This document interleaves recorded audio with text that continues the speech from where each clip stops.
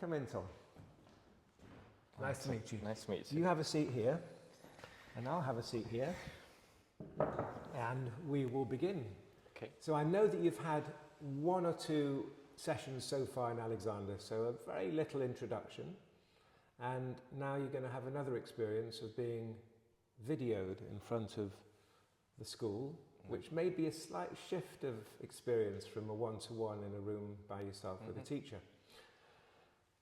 As we're going along, feel free to ask me any questions. Okay. As far as possible, ignore them because they're not really very important. They're only there to inspect me and watch how I give a first lesson as far as I'm concerned, because I haven't met you before. Okay. So it's my first lesson. Okay, any reasons why you might be interested in the Alexander technique? What would draw you towards an Alexander experience? Good question. Connecting more deeply with myself. That's a wonderful, I haven't had that one before. I like it. Connecting more deeply with yourself. That's a real great description of the Alexander technique. A way of connecting more deeply with yourself. Yeah, okay. Any particular things that bother, like aches, pains, anything at all? Or is it more for this holistic exploration? Yeah.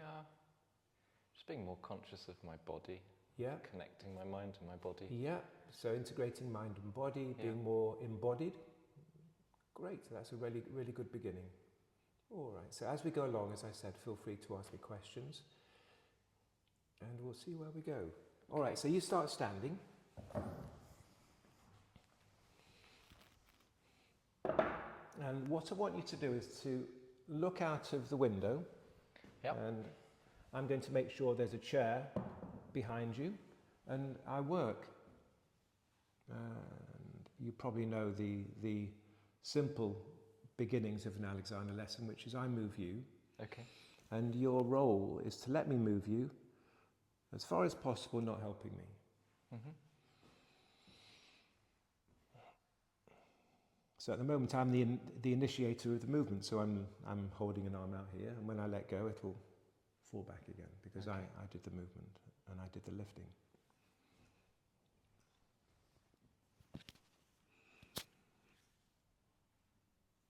It's a really nice description of the technique. Where did you come across it, the technique? Did you read about it first or meet someone who's an Alexander? It's cropped up a couple of times in my life so far. Yeah. Have you read anything over the... No, not specifically about the technique.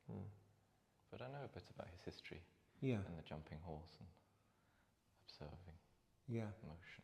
Yeah. He actually bet quite a lot on horses. He reckoned that he could tell who was going to win a race by the carriage of their neck and back. Wow. And he went bankrupt, so you can assume that he didn't always get it right. Apparently he'd even stop in the middle of training sessions to put bets on horses. Okay, so I'm still going to move you. Yeah. What's your profession? What do you do every day? Oh. And if it's an unfair question, you can refuse to answer. All different things. I'm not sure. Okay. At the moment I'm studying art and I work in a jazz club. In a chess club? Jazz club. Chess, yeah. Jazz club. Okay, so keep on seeing something out there in the distance, the nice trees. And I'm still going to move you.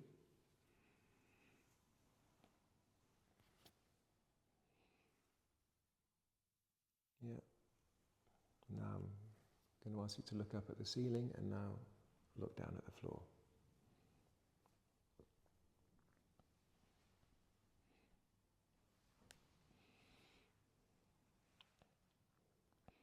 Now I'm communicating something with my hands. They're talking to you in a non-verbal language. Yeah. And as they're talking to you, I'm going to then ask you to do a movement. Like sit, stand, move, talk, walk, whatever. At the same time as me communicating something with my hands. So there'll be two things going on at once. The influence of the hands, whatever they're saying to you, and the particular movement I'm asking you to do. In this case, it's going to be take your hips back and bend your knees all the way to the stool. And I'll take you back.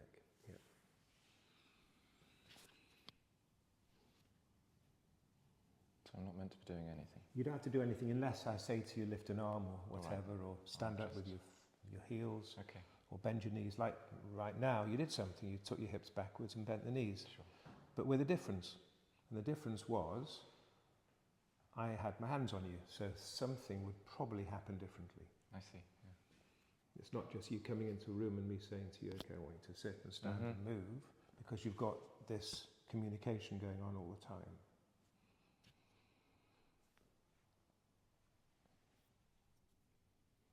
So right now I'm moving your head. And you can imagine your role is a little bit different to normal. You're not moving your own head. How would you describe the experience of me moving your head? What am I asking from you? What sort of attitude would you say I'm asking from you? It's a strange question, isn't it? So I'm moving your head. A sort of attitude of allowing. Yeah. That's it. Yeah. It's nice to be moved. It's nice to be moved. Yeah, it is a funny thing, isn't it? It is nice to be moved because it takes away a certain amount of responsibility. Yeah, it feels looser. And why is it nice? It's nice because you get into a different mental condition of nice or allowing, rather than stressing and doing and pushing and pulling and having to do the right thing. So a lot of the Alexander technique is about you getting into a different state of mind and body, which hopefully, on some level, feels quite nice. Okay, I'm going to move you forwards. So that's me initiating the movement. You can feel that. I moved your body forwards, and now I'm going to move it backwards. And I'm going to move it forwards again. And stop. Stop there. That's it. And I'm going to move you back again. And then I stop you there.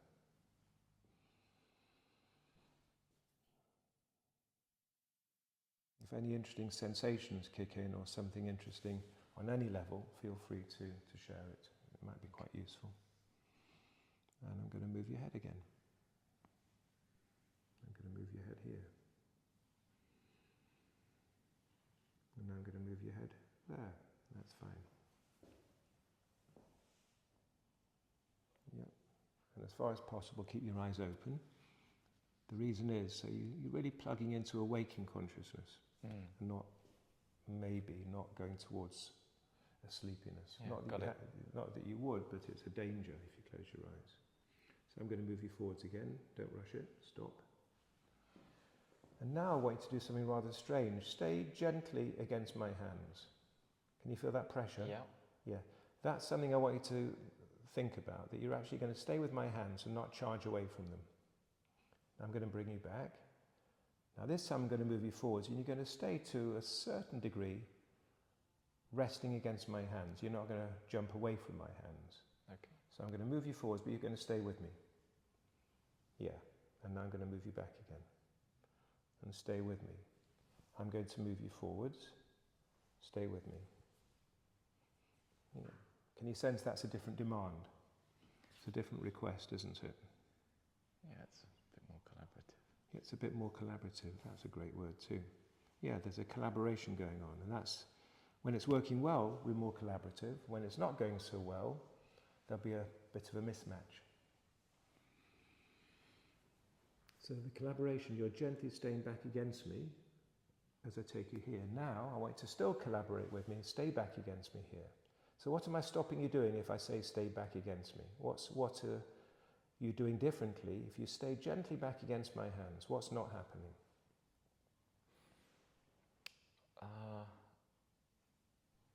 In your mind and body.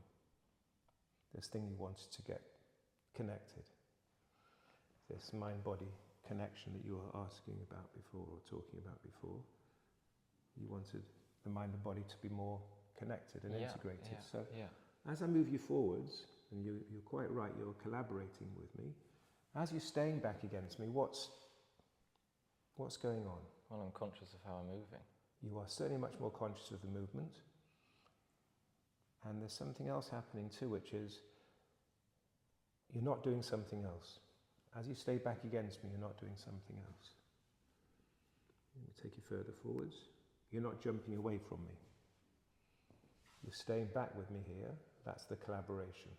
You're not off on your own journey. So when you say collaborate with me, you're actually still with me. Do you get that? Mm-hmm.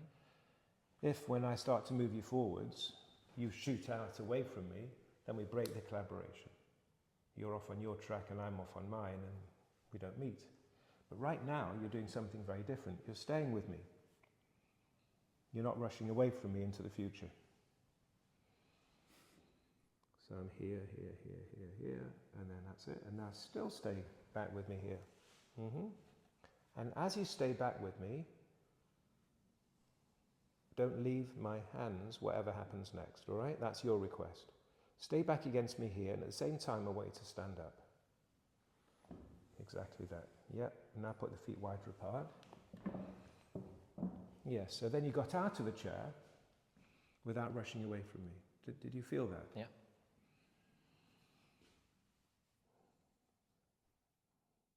Now you're still going to stay back with me. Collaborating. It's a great word. Collaborating with me at the same time as taking your hips back and bend the knees slowly, all the way to the stool. Now bend the knees slowly. Yes. Stop there. Stop. Yeah. And stay here against me. Here, and now stay against me here. That's fine. Use a bit more force now. Perfect.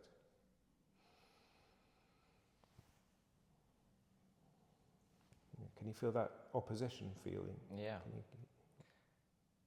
It keeps you somewhere, doesn't it? And it stops something happening. It stops us breaking the contact.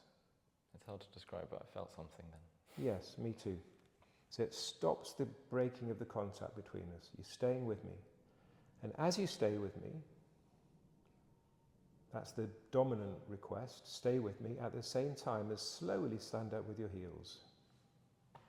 Exactly. Stay with me, bend the knees. Yeah, slowly, all the way. Wait there. Stay with me, heels. Stay with me, bend the knees. Stay with me, heels. Stay with me, bend the knees. Stay with me, heels. Stay with me, bend the knees. And heels. And then bend the knees. And heels. And bend the knees. And heels. And bend the knees. And heels. And bend the knees. And heels. All the way up. Great. Good stuff. Thoughts, experiences, anything that you were noticing in this very strange thing of getting in and out of a chair with all of these requests. What was it like? I'm just more aware of what I'm doing. More aware, more here. Yeah, sort of more at home, more in touch. Yeah.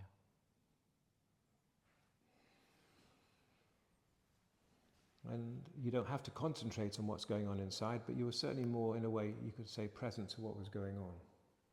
What would be the antithesis of that if you weren't so here? Disassociation. Disassociation, exactly.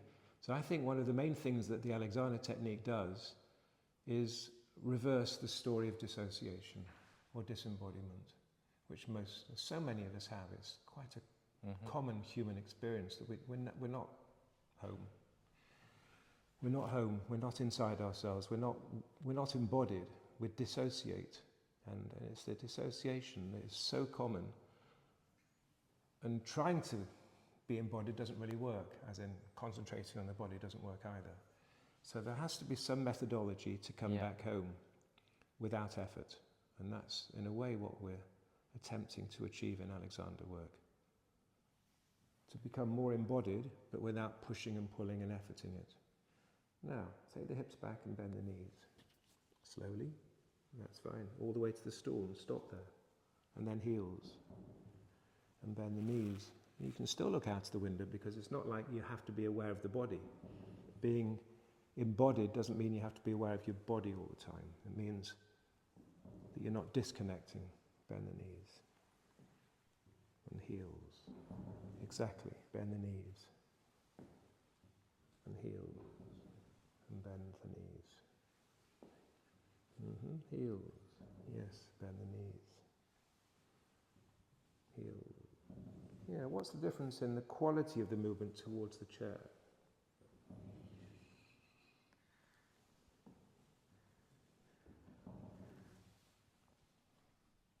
And again, it wouldn't be something you normally think about. But there may be a contrast feeling or sensation that you're more aware of than normal, than usual. And again, if you don't have any answers, that's fine. You can just keep on looking out the window.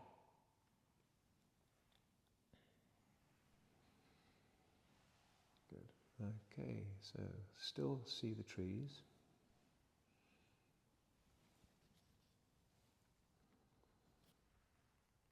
Normally I wouldn't ask so many questions, but I suppose because the session is also a teaching vehicle, I'd probably ask a hell of a lot less questions if you're in a one-to-one with me.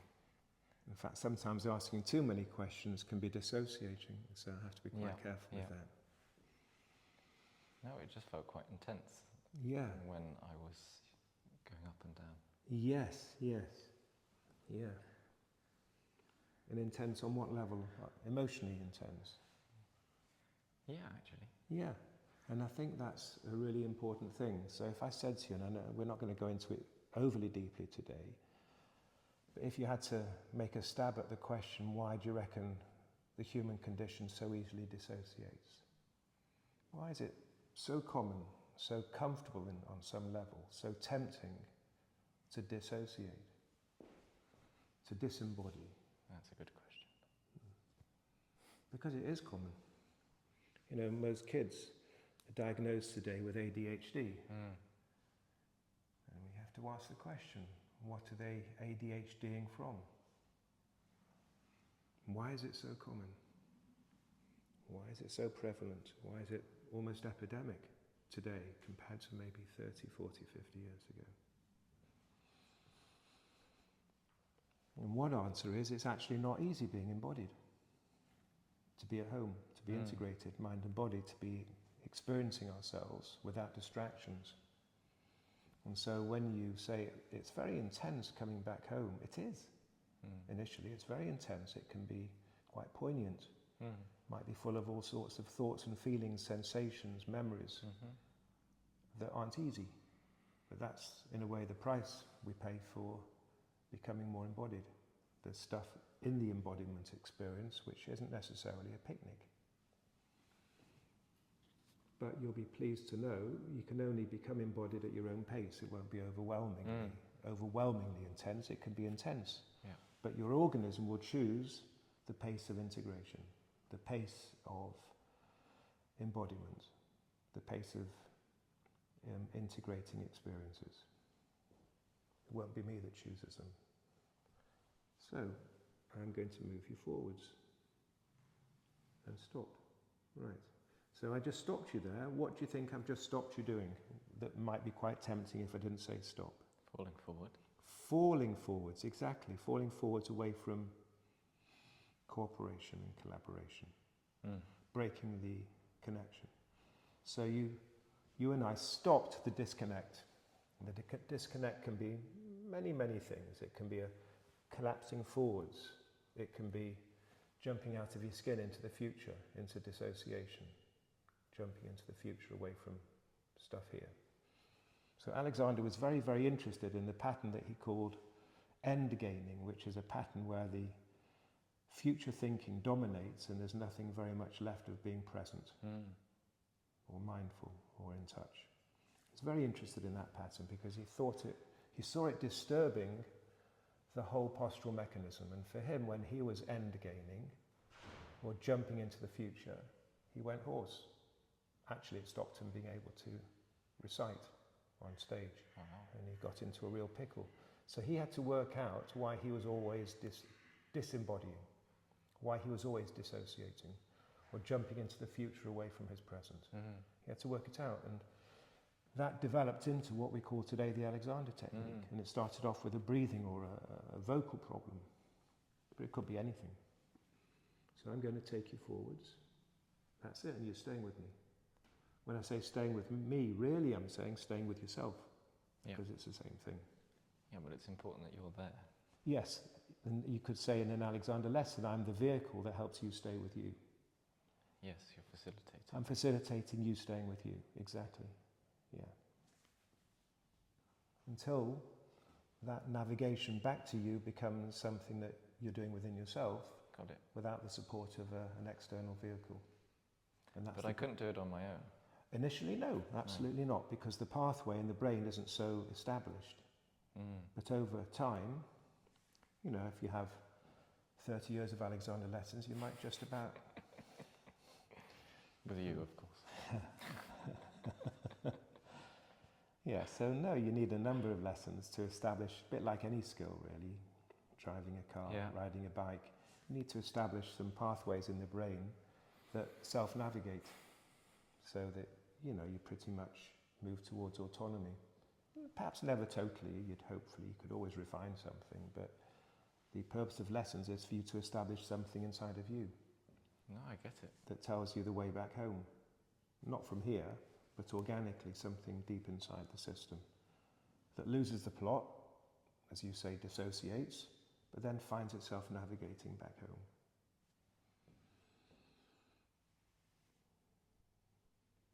And stop there, exactly. So what I'm seeing right now, compared to a quarter of an hour ago when I take you forwards, you're not so quick at jumping out of your skin. There's already something established. Can you feel that? That you're more here. That already your system's saying, I can stay home a little bit longer. I have to lose the plot a little bit less. I'm going to move you forwards. Yeah, exactly that. And as you say, I'm the vehicle that supports you staying with you. In this case, it's keeping your back against me. It could be just keeping your back without me, keeping you embodied. You're here. You're not jumping. You're not snatching away from yourself. Can you feel that? There's a you that's here. And it is intense. Does it feel very intense, overly intense, or manageable? No, it's manageable, but it's impressive. Impressive, I guess you mean it's... In terms of... It's more intense than you would have expected. Yeah. Now, stay with me here. And as you stay with me, not rushing out of your skin, stay with me here, and at the same time as staying back with me gently, stand up with your heels. Yeah, what was it like to come out of a chair like that? That was weird too, wasn't it? How much effort was it in terms of sitting and standing? Or you could say, what was the mind doing when it came out of the chair? That's it, good. And then take the hips back, slowly. Yeah, you've got it. And wait there. And I'll take you back. Good.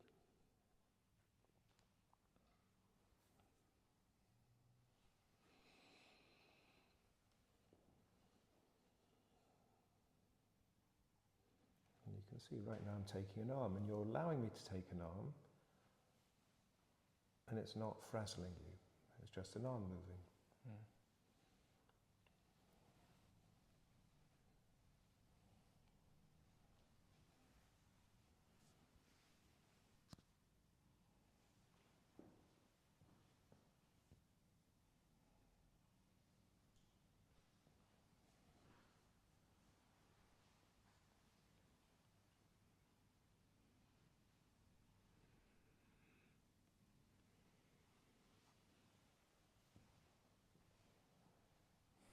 Okay, so I'm going to support you staying a little bit back from the drama.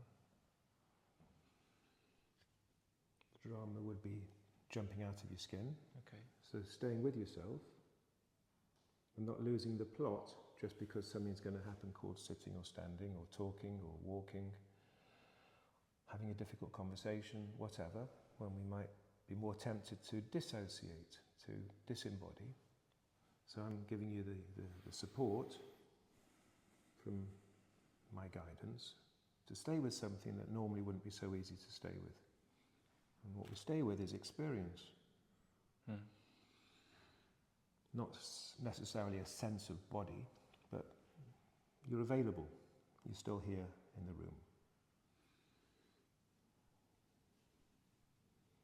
I'm going to take you forwards. Yes, and you're still with. That's it. You're not jumping out of your skin.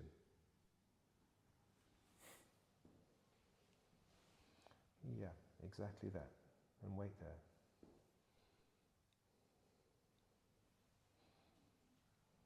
And again, you gently stay back against me there, at the same time as standing up with your heels. Yes. What's the sensation? What's the experience? No, lightness. Lightness, yeah. So the experience of being more home, rather than jumping away from home, is that it's physically, posturally, very efficient. It makes the system light, which is its original design. And we become very heavy and inefficient when the mind goes off in all sorts of directions. But when the mind is, well, I don't even want to tell you the answer, but what condition would you say the mind is in right now compared to, say, 20 minutes ago in terms of speed? Bend the knees over your toes. What, is the mind faster, slower? Is it heels? Less busy. Less busy, yeah. So you could say when the mind is less busy, a bit more still, you have a lightness of the body. Does that make sense, that combination? Now, when the mind's very, very busy, the body gets distorted. That's the combination.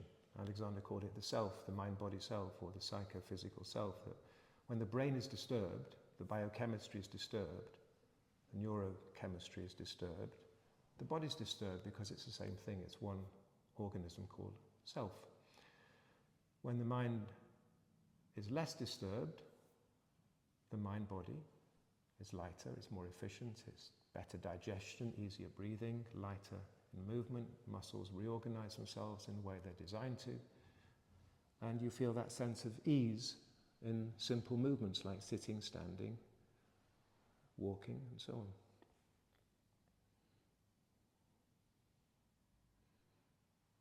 And that's the mind-body link you talked about. You said you want a bit more of a connection between mind and body. It's a funny request in a way, because the mind and body are always connected because it's the same thing. But your idea is correct. You want a sense of mind-body tune. Harmony. Harmony, attunement, harmony. Yeah, exactly that. When you were just pushing me forwards before, I felt like I was in harmony, and then for a moment I wasn't, and then I was. Exactly. It dips in and out, doesn't it? Very clear. Yeah, and then heals. That's exactly it. We jump away from that harmony frequently in an average day, and often stay out of harmony for most of the day and don't know the way back home. And it does need an external guide to re-educate the system to navigate back home.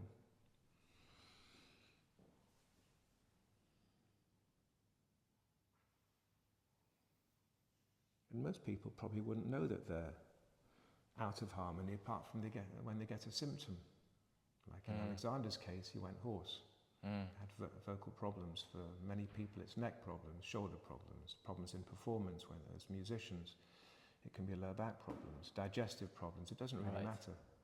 But they're symptoms that then say, hey, there's something wrong. Most people are unlike you. You come and say you want an Alexander lesson because you want to self-develop, you want to achieve a certain mind-body experience of wholeness. You know, most people don't come with that. They come with a symptom they want to find a solution for. Oh, I have symptoms. And well, yeah, we all have symptoms. Life symptoms, yeah, you can't escape them, can you? So again, you're staying with me here, and it doesn't matter where the head is, it's in a state of availability. That's the idea of moving. It's allowing movement, isn't it? You're not frozen against movement, you're available. You're just here, standing, available, talking.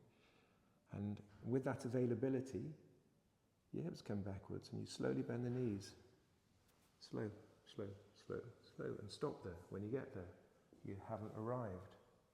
And again, slow, slow, slow, and wait there. No rush. Stay with me back here. Stay with me back here. Wait. And stand up with the heels. Exactly that. Bend the knees. And stop. Heels. And bend the knees. And heels. And bend the knees. Yeah. Heels. Yeah. So what was going on in the neck and back on the way in and out of a chair? Or I can put it another way. What muscles were working? What part of your body was doing most of the work? I feel like the upper part of me was doing too much work. It should have been coming from lower down. When? At which point? So now I felt like there was work in my neck when That's interesting. That's a very interesting comment, because what I felt was happening was, compared to normal, you were doing much less in the neck. Exactly, yeah, but that's what I'm aware of. Oh, I see. That is the point. I feel like I'm moving, pivoting at my knees and my hips rather than standing up from my neck. That's right. So the normal would be, and most of the time we're not aware of it, the normal would be the neck and back getting very involved in the movement. Yeah. And what I noticed then was there was hardly anything going on in your neck and back, and most of the work was happening hips downwards. Yeah. And that seems to correspond to a mental attitude, bend the knees, that you could call, I don't know, what would you call it, bend the knees? What condition is your mind in when you're in this not doing of the neck and back stuff? That's fine. Sitting down is so much easier like this. It's much easier, it is, isn't it? It's so much more efficient, yeah, because you're not using the neck and back to do it all. And heels, and the mind is in a different condition. Bend the knees. And then heels, exactly. You can see your neck and back weren't even, I can feel it. Weren't using themselves at all.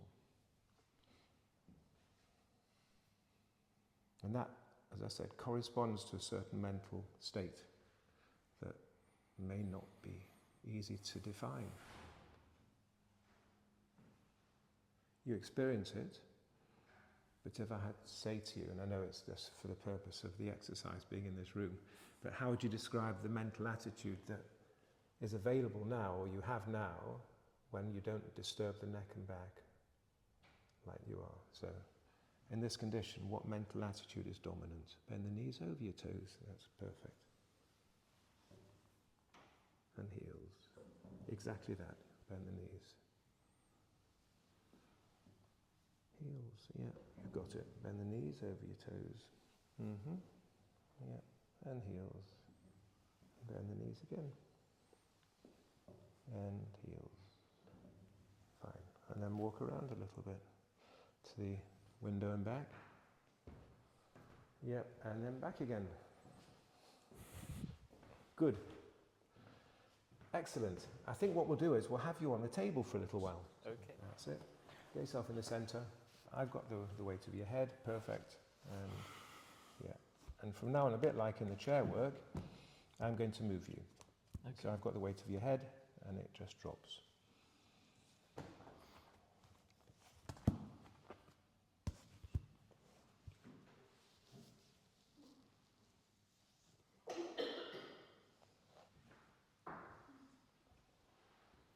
Okay, so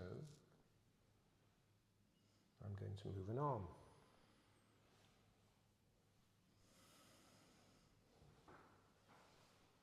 So table work is a bit like the chair work. On some levels it's easier, some levels it may not be so easy, but you're not required to get in and out of a chair. So your back is staying back because there's gravity. So on some level, the condition of not jumping out of your skin may be a bit easier.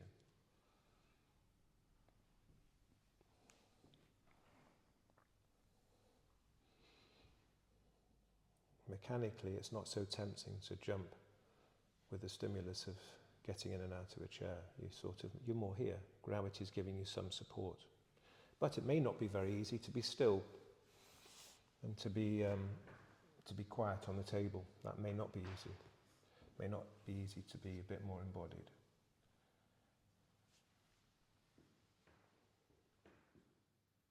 I've got the weight of the leg, and yeah.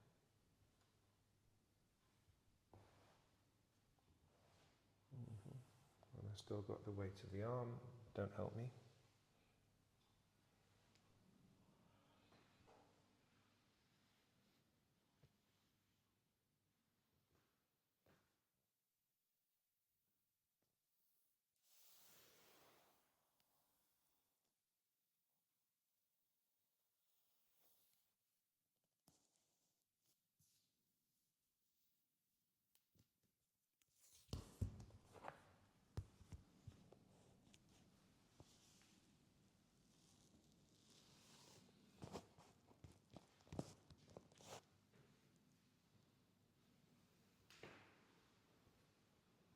Did you sense what happened to the back? It felt longer. It felt longer, yeah. It did. It just went into an increase in length. It really did.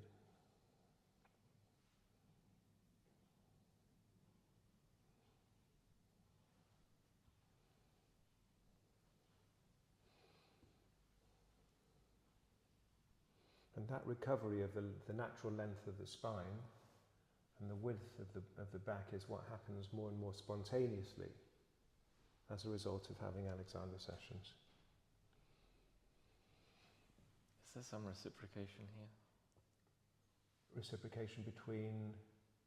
Well, you working with me and me somehow working with you. Yeah, well, definitely. I would say that 99% of what's going on is reciprocal. It's relational. And in fact, the way that we train Alexander teachers is based on that idea of reciprocity. Right. That actually it's the teacher's self-organization that supports and influences the pupil, and not some instruction of information about bodies and shapes and positions, which isn't really the real communication between teacher and pupil. The teacher and pupil relationship is based on, for the most part, non-verbal reciprocity, which Alexander really struggled to find words for, and he said they were always inadequate. Words are never going to be able to describe this technique. And even if you watch what I'm doing, it's never going to be the same as you receiving it. And what you're receiving is information. And it, by the way, it goes two ways. It goes backwards and forwards. It's information, non-verbal information. And that's the real technique. The technique is, Alexander called it, the use of the self of the teacher is there to help influence the use of self of the pupil in the right direction. He started off, by the way, before he understood that, with information about necks and backs and good posture and how I'm supposed to be a good reciter. He started off with that information from cortex to cortex. But it evolved over many, many, many years into this information, non-verbal information, from the use of self, the quality of mind-body of the teacher and pupil interacting. So you can see it's pretty much impossible to describe, but you are experiencing it. So say, for instance, I come in and give you a lesson, and I've just had a huge row with somebody, and I haven't quite recovered. The quality of the information I'm going to be passing on to you won't be great. And that's pretty obvious, isn't it? So a teacher has to be able to convey information that takes the pupil in the right direction.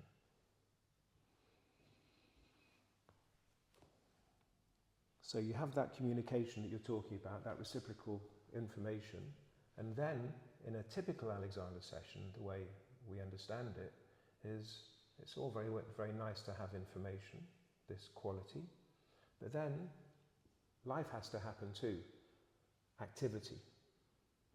Sitting, standing, moving, talking, reciting Shakespeare sonnets, singing, dancing, riding a horse, playing football, having difficult political arguments, all of these things, the activities are sort of potential triggers. And the Alexander technique is designed to be able to help you sustain a quality of what you called harmony in the face of stimuli, of all kinds. That's great news.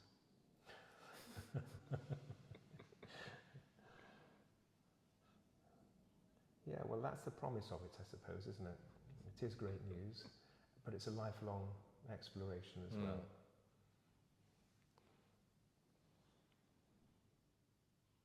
And the honest news is, we keep on screwing up. Well, what's wrong with us? Is it modern life? Well, I think modern life is pretty tough. So I would say that the ideal isn't somehow being perfect and not reacting. I think Alexander, if you want to know what I think the honest promise of Alexander is, it's not, well, I'm going to stay with my equanimity whatever happens in some nirvana state of bliss.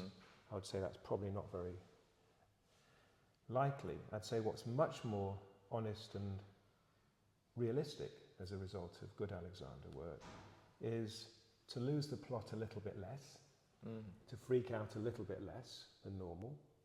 And when we do freak out, because life has big triggers, modern life, the demands, technology,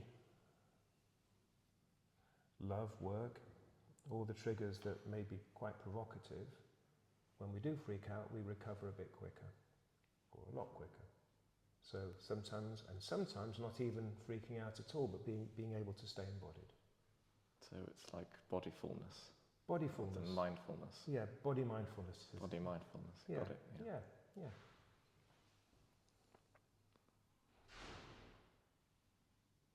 And that's what Alexander meant by use of the self, not use of the body, or use of the mind, but use of the self. And for self, Alexander used the term psychophysical unity, the psychophysical self. Or sometimes he'd say psychophysical spiritual self. Because you can't separate any aspect of the human condition. That's it. What's it like being on the table in this condition? Or this evolving condition, we could say.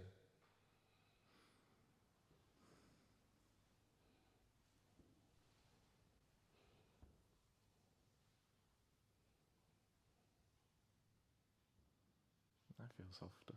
Softer, yeah.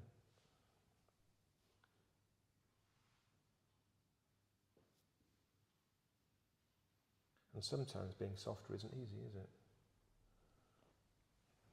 So there's certainly a softening, I can feel it, that softening of this whole area here is softening, it's opening, it's expanding. It's not held together so much. So there is literally a softening of the structure, of the muscle, of the tissue, of the fascia. There's a softening, and there's a softening in the self-experience. It's like a softer way of experiencing self. It's a helpful word, soft, because when you have that experience, you realise in retrospect, goodness, I'm normally a bit harder on myself. And that's the norm. But only when you have this experience, this contrast experience, do you realise, actually I'm carrying around, for most of my day, a harder experience of self, of mind and body.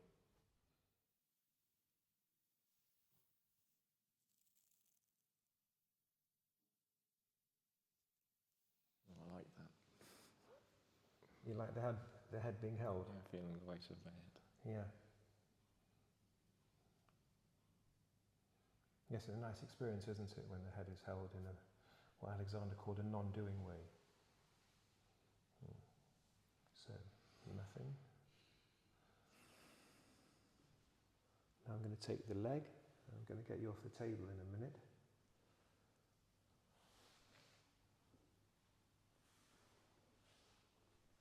So in a little while, not yet, I'm going to ask you to roll over this way, and your feet will come over the side of the table, and you'll be sitting over the side.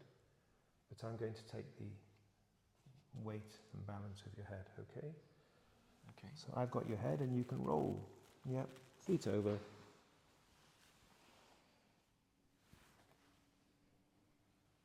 And then you can help yourself off the table. And you can sit here again. Good. All right, you've had your Alexander lesson. Thank you. Yeah. If you've got any thoughts, fine. If you don't, that's fine too. You just may want to rest into the experience, and that's cool. I don't want to bombard you with overly thoughtful questions. But if you have anything to share, you're very welcome. Or or not? Yeah, I certainly feel different. It's probably hard to describe, but I feel like I have more weight in the chair, in the stool. Yeah, more weight, more grounded into the chair, you're more connected. Yeah. Good stuff. Thank you. All right, thanks so much for sharing yourself today. It was really helpful for all of us. Thank you very much.